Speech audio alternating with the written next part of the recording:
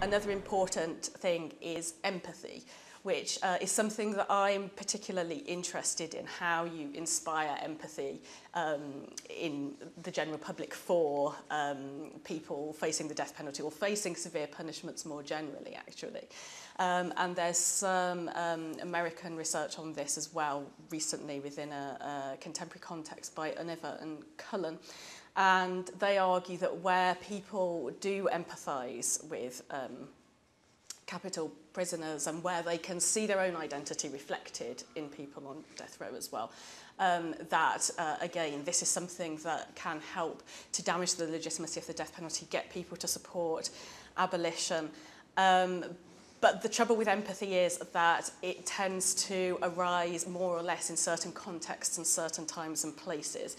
So, although probably at any point you'll have certain people who will empathise with people on death row, people facing the death penalty or what have you, in times where there are sort of discourses that dehumanise prisoners, and particularly those who have committed serious crimes and would be facing very serious penalties, when those discourses become particularly strong, that getting people to empathise with people facing the death penalty is harder, because obviously the representations that people are exposed to from the media, also from politicians' speeches and things like that, and probably from fictional representations as well, certain fictional representations.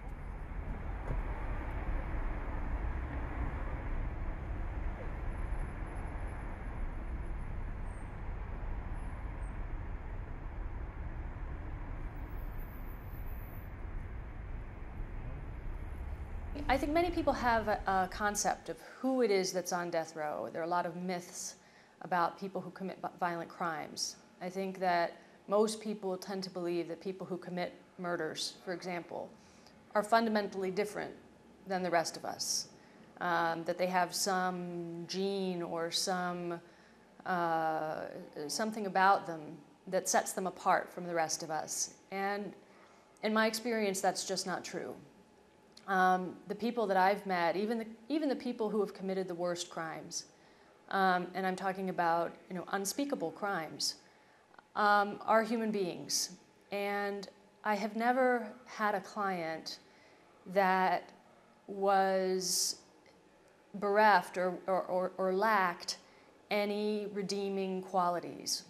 Every single client I've represented, and I've probably met 100 people who have been charged with capital crimes, most of them guilty of committing murder. And I found something in each one of them that not only makes them human, but makes me empathize with them. And this is something that is very difficult to explain to people who have not ever had contact with someone who's committed an act of violence. And a lot of people, I think, are inherently skeptical of this idea. But it is simply true.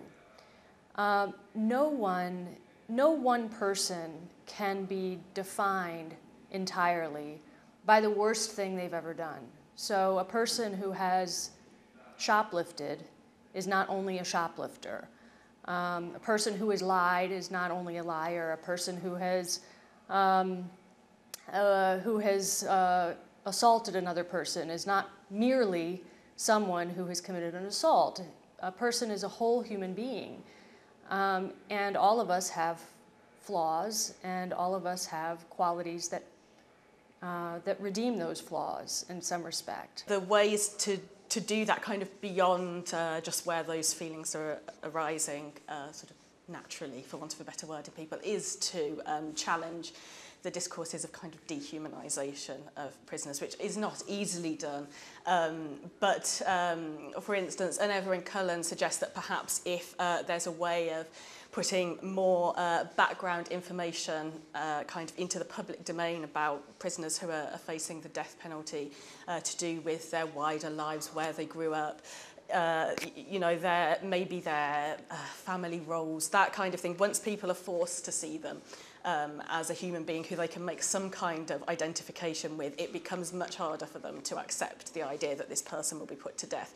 And therefore, anti-death penalty campaigners, that this is something they can do, which again doesn't have to rely on persuading people that the death penalty itself is morally wrong, because some people will always have, you know, fixed views either for or against that, but that can just help to inspire this empathy and to get them to feel very troubled by the idea.